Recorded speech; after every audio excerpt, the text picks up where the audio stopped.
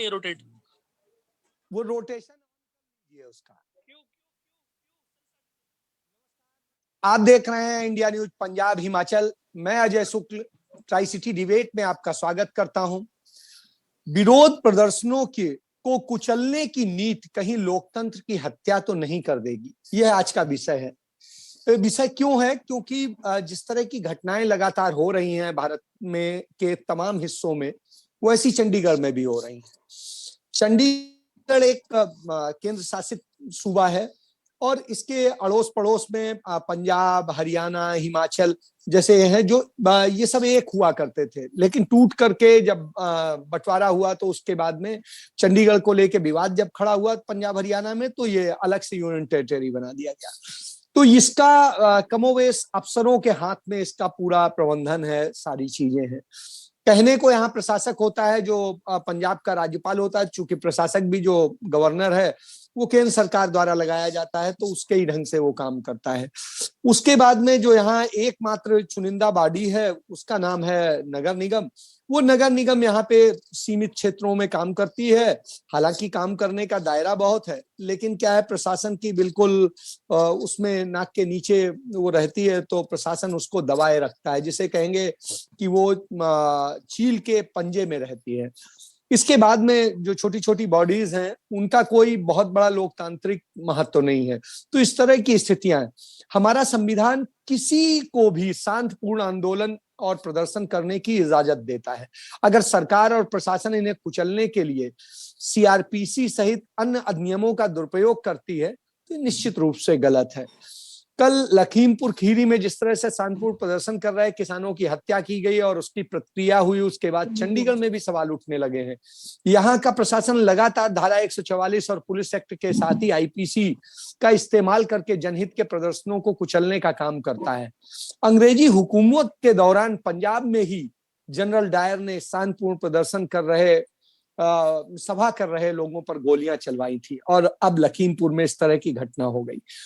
आज चंडीगढ़ में भी किसानों ने प्रदर्शन किया, हक की आवाज बुलंद की, लेकिन सबको दबाने की बात होती है। तमाम तरह के प्रदर्शन, राजभवन के सामने रोष प्रदर्शन हुआ, लेकिन क्या है कि सब जगह आकर के पुलिस इस तरह से एक्ट करती है जैसे बस वो मालिक है, प्रशासन मालिक है, और जनता के नुमाइंदे या जनता को रिप्रेजेंट करने वाले दल ये सब उसके नौकर और कारिंदे हैं। तो इस तरह की स्थितियों में क्या लोकतंत्र जीवित रह पाएगा? इसी विषय पर आज चर्चा के लिए हमारे साथ में एक पैनल है। पैनल में हमारे साथ में कांग्रेस पार्टी की महिला की अध्यक्ष हैं दीपा अधीर दुबे। हमारे साथ में आम आदमी पार्टी की तरफ से चंद्रमुखी शर्मा है, जो आम आदमी पार्टी की चुनाव कैंपेन कमेटी के प्रमुख हैं। हमारे साथ में शिवमूर्ति यादव हैं, जो एक अच्छे एडवोकेट हैं और यूपी से भी ताल्लुक रखते हैं, वैसे चंडीगढ़ में एडवोकेट हैं, मानवाधिकारों को लेकर भी ये संघर्ष करते रहे हैं। तो इसके बाद में हमारे साथ में भाजपा के जो प्रवक्ता और पूर्व डिप्टी मेयर जुड़ने वाले हैं, गुरप्रीत सिंह ढिल्लों अभी आए नहीं हैं, आते हैं तो फिर चर्चा करते हैं। तो हाँ, जुड़ गए हैं, हमारे साथ जुड़ गए हैं। तो मैं उस स्थिति में कि ये सारे विषय हैं, चूंकि जो घटना हुई वो निश्चित रूप से एक बड़ी दुखद घटना थी, और उसके विरोध में आज चंडीगढ़ में कई जगह पे किसानों ने और विरोध किया। तो क्या किसी भी विरोध का, चाहे जनता समस्या हो, जब भाजपा भी सत्ता में नहीं थी वो भी विरोध करती थी, जब जो भी सत्तारूढ़ पार्टी होती है उसकी नीतियों को लेके, उसके कार्यों को लेके विरोध होता है। तो क्या ये विरोध प्रदर्शन नहीं होने चाहिए? क्या शांतिपूर्ण विरोधों का भी विरोध होना चाहिए? इन्हीं सारी बातों को लेकर के मैं सबसे पहले जाऊंगा शिवमूर्ति यादव जी के पास। यादव जी, संविधान क्या कहता है, कानून क्या कहता है? क्या शांतिपूर्ण काले झंडे दिखाना, विरोध करना एक अपराध है? जी शिवमूर्ति जी, अपना वो ऑन कर ले, माइक ऑन कर ले, उसका वो अनम्यूट कर ले। शिवमूर्ति जी अनम्यूट कर ले, उसको अनम्यूट कर लें। शिवमूर्ति जी आवाज नहीं आ रही है, अनम्यूट करें। मोबाइल में वो होगा, क्लिक करेंगे तो अनम्यूट करने का आएगा।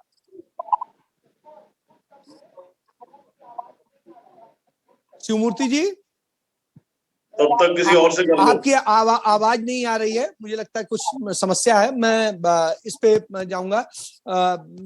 मैं सबसे पहले भारतीय जनता पार्टी के ही पास जाता हूं, क्योंकि आरोप उसी पर लग रहा है। तो मैं गुरप्रीत जी से पूछूंगा। गुरप्रीत जी, जिस तरह के क्या मतलब काले झंडा दिखाना भी अपराध हो गया है? जी नमस्कार शुक्ला जी। पहले तो जी जो नमस्कार। दुर्घटना हुई है यूपी के अंदर लखीमपुर में, बड़ी ही अफसोसनाक है। ऐसा नहीं होना चाहिए, लेकिन परिस्थितियां कई बार ऐसी हो जाती हैं। जैसे चंडीगढ़ में भी आपने देखा कि कभी मेयर की गाड़ी पे हमला, कभी पूर्व अध्यक्ष की गाड़ी पे हमला। और इस प्रकार से जब कुछ लोग, युवा अति उत्साहित हो जाते हैं प्रदर्शन करने के लिए, करते करते कि काले झंडे दिखाते दिखाते जो बीच में डंडे हैं उनका प्रयोग शुरू हो जाता है, तो फिर ऐसी घटनाएं घटती हैं जो यूपी के अंदर हुआ। अभी एक तरफ की पिक्चर हम देख रहे हैं कि ठीक है कि दो उसने गाड़ी चढ़ा दी, ऊपर गाड़ी चढ़ा दी, लेकिन उसमें अगर उनको जान का खतरा नजर आया, उसने ड्राइवर ने गाड़ी भगाने की कोशिश की कि किसी तरह से अपने लोगों को सेव करके निकलूं, इस हड़बड़ाहट में वो गाड़ी कुछ लोगों के ऊपर चढ़ गई या उसके संपर्क में आ गए, तो बड़ी दुखद घटना भी थी। लेकिन उसके बाद वहां पर भीड़ ने, मॉब ने जो उनको गाड़ी से खींच खींच कर पीट पीट कर मार दिया, उसकी चर्चा आज कोई नहीं कर रहा है। दुखद घटना थी, हमें अफसोस है इसका, ऐसा नहीं होना चाहिए था। लेकिन क्या वो जो भारतीय जनता पार्टी के कुछ कार्यकर्ता थे उनको पीट पीट के वहां पे मारा गया, उसके बारे में कोई कहीं पे चर्चा ही नहीं हो रही है। तो इसलिए मैं सोचता हूं कि जो शांतिपूर्वक प्रदर्शन करना हर नागरिक का अधिकार है, लेकिन किसी दूसरे के अधिकारों का हनन करना ये किसी का भी अधिकार नहीं है।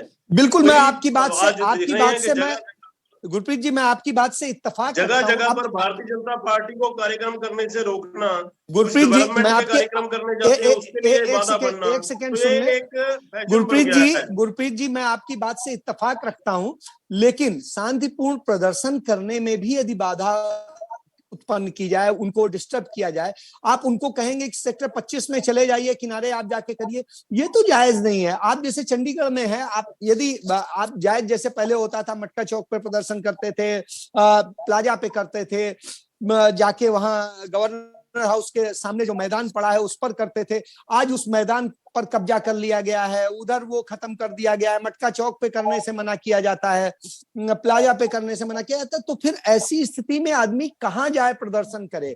चाहे आज कोई भी सत्ता में हो, लेकिन प्रदर्शन करने के लिए एक वाजिब जगह तो मिलनी चाहिए भाई। सिंबॉलिक चीज होती है, तो जो भी प्रमुख होता है उसी के यहाँ होता है। शुक्ला जी जवाब इसका देता हूं मैं।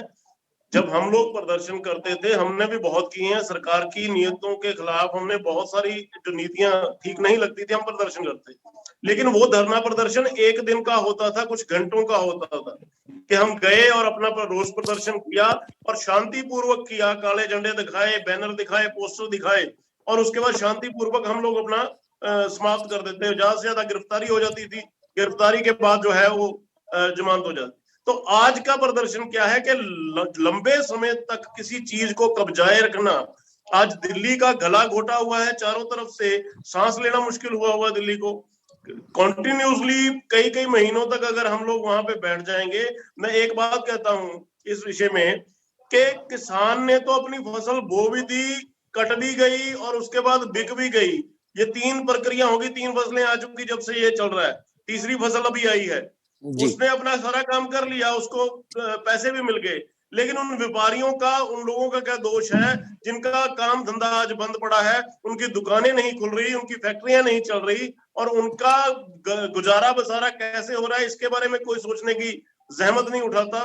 तो इसलिए प्रदर्शन करें, आप जितना करना है करें, लेकिन इतना ध्यान रखें कि किसी और के मौलिक अधिकार का हनन आप लोग ना करें।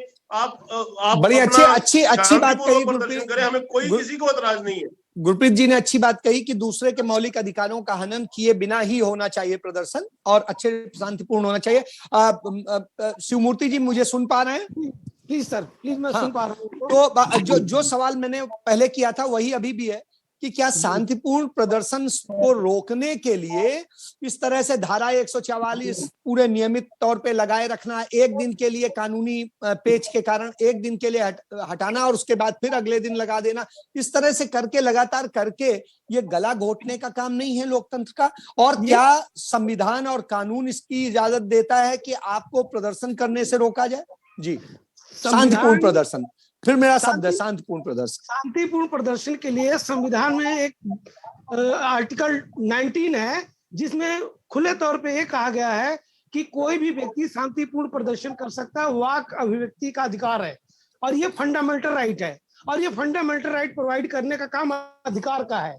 अगर ये जो अधिकार है ये हमारा को सरकार के खिलाफ मिलता है और यही सरकार हमको दबाने की कोशिश कर रही है। एक बहुत ही बड़ा केस हुआ था, धारा 144 से हर बार लगा देते हैं। एक बहुत बड़ा केस हुआ था 2003 में परवीन भाई Togadia versus state of Karnataka में।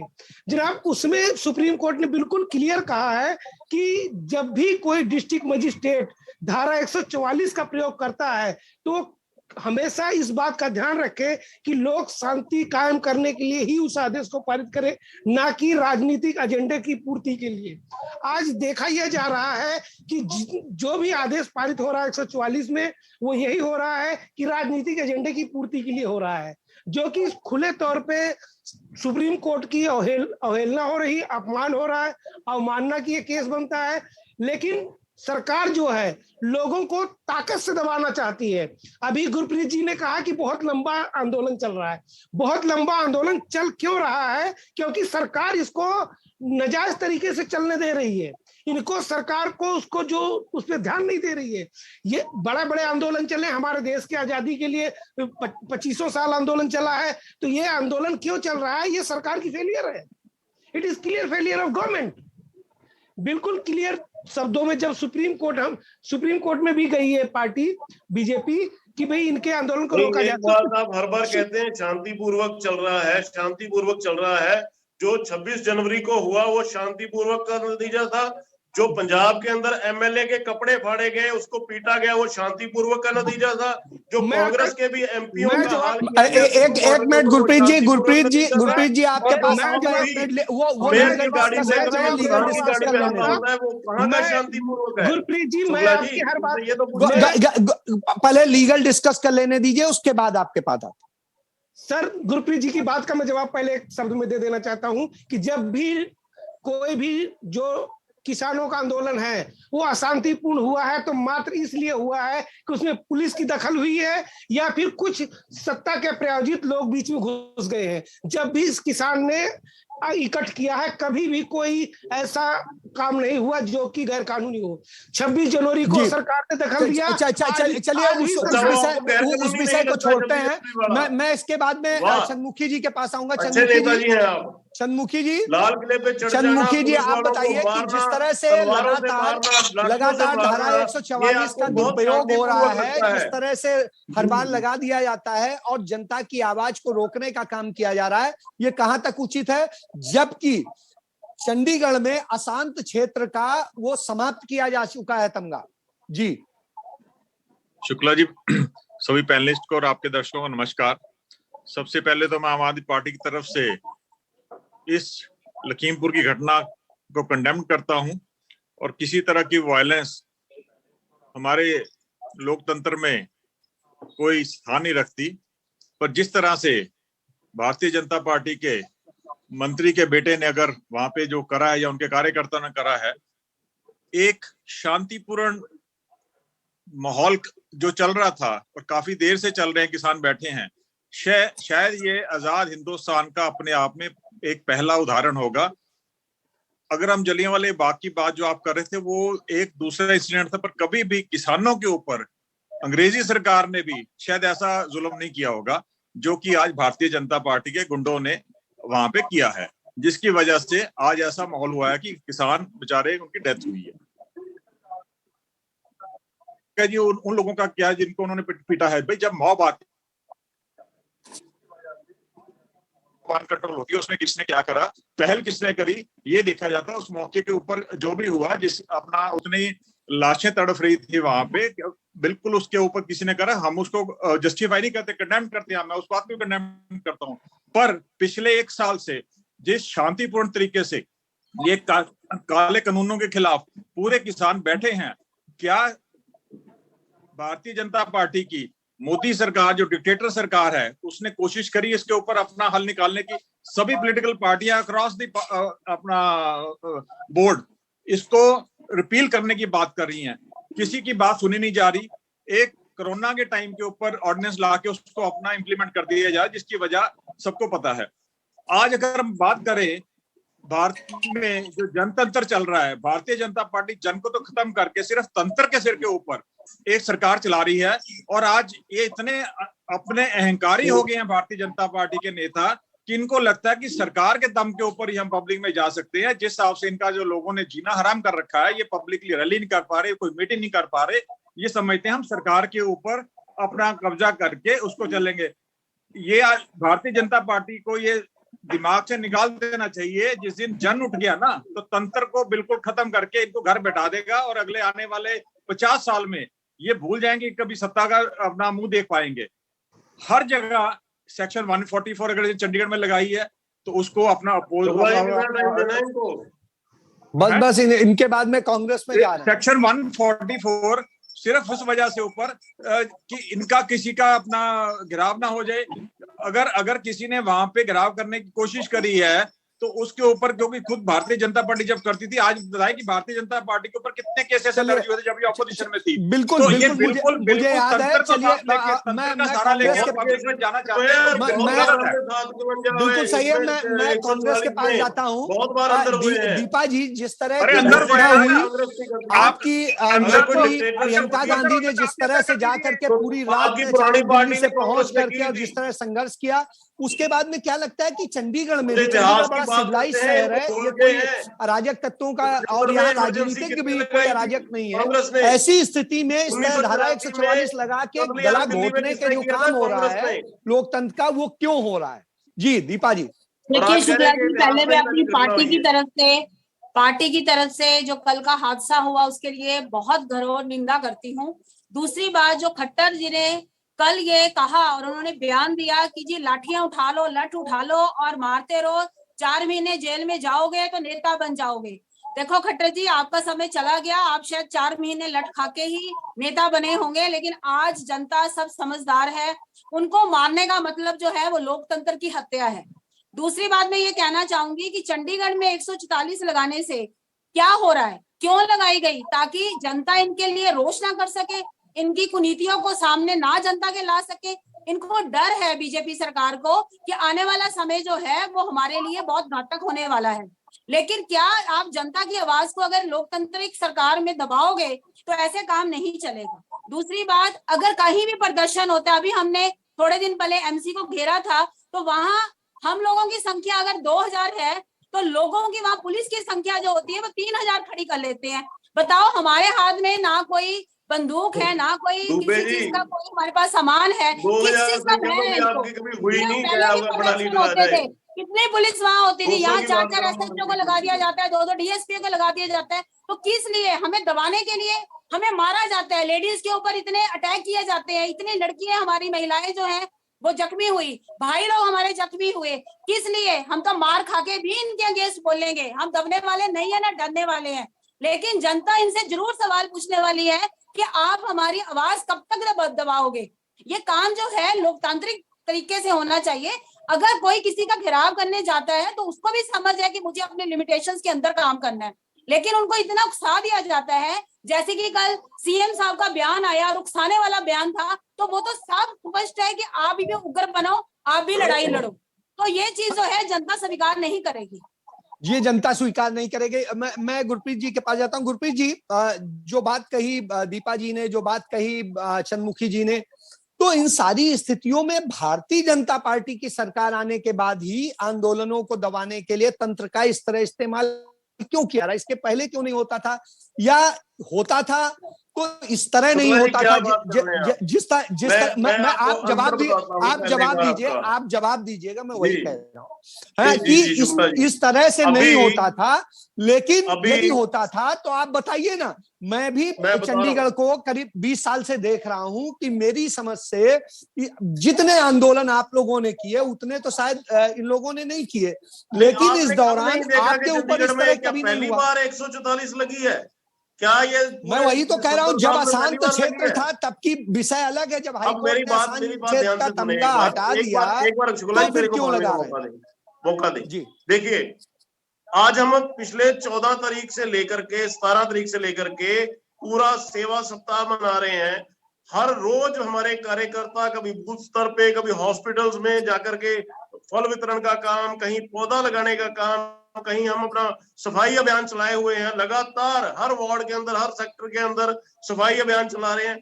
हमें तो किसी ने कोई डिस्टर्ब नहीं किया इस चीज के लिए। और ये जो कह रही है दुबे जी कि मैं 2000 कार्यकर्ता लेके 200 बंदा तो इकट्ठा नहीं हुआ इनका उस दिन वहां पे, और कह रही है 2000 कार्यकर्ता इकट्ठे कर लिए। ऐनक लगा लो, तो चश्मा उतार टोटली दो जो अन्य झूठ वक्ताओं का। बोलने का काम जनता को कांग्रेस सुनो, करती है। ये जो ऐनक एक लगा मिनट के अपनी आते हो ना, दुबे जी काली अपने आंखें एक लगाते हो। बारी में मिनट बोलिएगा, सुन लीजिए, आपको अपने सुन टाइम लीजिए, में बोलिएगा। नहीं सकता। आपके पास आप आता हूँ। स्वच्छता अभियान सुन चलाओ, लीजिए, अपने आपके वार्ड पास का आता हाल हूँ। देखो।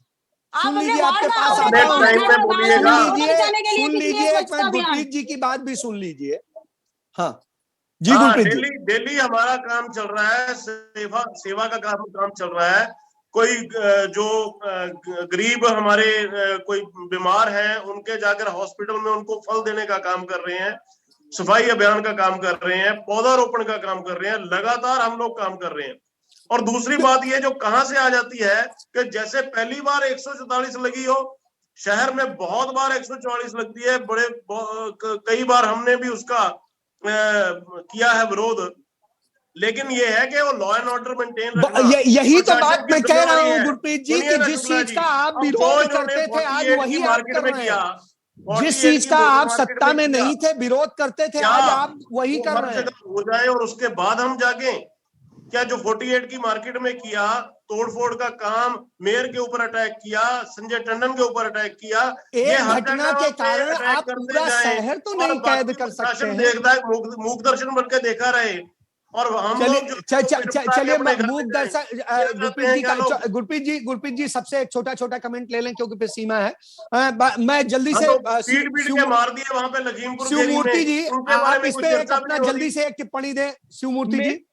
मेरा बिल्कुल क्लियर सा विचार है, और मेरा ही क्या कानून का ये विचार है कि ये जिस तरह से धारा 144 का दुरुपयोग किया जा रहा है वो कतई संविधान के अनुरूप नहीं है। क्योंकि संविधान हमेशा इस बात का विरोध करता है, सुप्रीम कोर्ट हमेशा इस बात का विरोध करती है कि धारा 144 के बारे में सुप्रीम कोर्ट ने क्लियर कहा है यह सिर्फ प्रशासनिक मामला है, ना कि न्याय से इसका कतई कोई संबंध नहीं है। जब भी कोई जी, बात इसका ये बिल्कुल निश्चित रूप से शिवमूर्ति जी का ये कहना है। मैं दीपा जी आपका कमेंट इस पे एक संक्षिप्त टिप्पणी, उसके बाद देखिए मैं 144 जैसे शिव मूर्ति जी ने कहा लीगल अगर चले तो 144 तो इन्होंने नमक मिर्च बना के रख दी है। हर समय हर जगह पे 144 नहीं लग सकती। और दूसरी बात ये है किसी की आवाज को दबाने के लिए अगर 144 है तो मुझे ये बताओ इनके अनुराग ठाकुर जी जब रैली निकाल रहे थे तो 144 कहाँ थी? वहां क्यों नहीं लोगों को अरेस्ट किया गया? चलिए तो भारतीय जनता पार्टी जब प्रोग्राम करती है तो 144 क्यों नहीं लागू होती है और दूसरे करते हैं, विपक्ष करती है तो क्यों लागू होती है? इसके बाद में मैं आऊंगा। ये एडवोकेट भी हैं और ये बड़ी पुरानी लीडर हैं। चंद्रमुखी जी अपना फाइनल कमेंट, मैं फिर चर्चा समाप्त करूंगा। मैं गुरप्रीत जी को 144 का मतलब एक मिनट, मेरे पास समय की सीमा है। चंद्रमुखी जी एक संक्षिप्त टिप्पणी। दो शब्दों में मैंने 144 का मतलब बताना चाहता हूँ। 144 का मतलब सिर्फ इतना है कि जब कभी शांति व्यवस्था भंग होती है उस समय एडमिनिस्ट्रेशन प्रशासन अपनी ताकत का प्रयोग करके चलिए शुक्ला जी, मैं शिवमूर्ति जी की बात को आगे लेके जाता हूँ। वो बात बिल्कुल ठीक है क्योंकि प्रोफेशन में मैं भी हूँ। जब शांति का भंग का अंदेशा होगा तो आज भारतीय जनता पार्टी को हर वक्त अंदेशा रहता है कि शांति भंग होगी, इसलिए ये सेक्शन 140 परमिट लगा के बैठे हैं। उससे पहले सिस्टर बेरी की कारण होती थी, जिसकी वजह से ये हरमट उसको टूल बना के चले हैं कि इनके खिलाफ कोई प्रोटेस्ट ना कर पाए। बिल्कुल इनका पब्लिक की आवाज को दबाने का काम है, पब्लिक की आवाज को दबाने का काम है। इसी के साथ में चर्चा दूसरा बात ये है कि इनको ये शायद गलत फहमी होगी कि सत्ता में रह के ये निरंकुश हो गए हैं। इससे पहले इन्हें इमरजेंसी की बात मैं करी इसी है के साथ में सभी का धन्यवाद करते हुए चर्चा को समाप्त करता हूं, क्योंकि और उम्मीद करता हूं कि लोकतांत्रिक परंपराओं का ध्यान रखा जाएगा और सभी लोग लोकतांत्रिक परंपराओं को शांतिपूर्ण ढंग से पालन करते हुए विरोध भी करेंगे और सत्ता भी चलाएंगे। तो मैं इस उम्मीद के साथ में कि ये चंडीगढ़ में ऐसा ना हो और सुधार किया जाए, इसी के साथ आप सभी का धन्यवाद।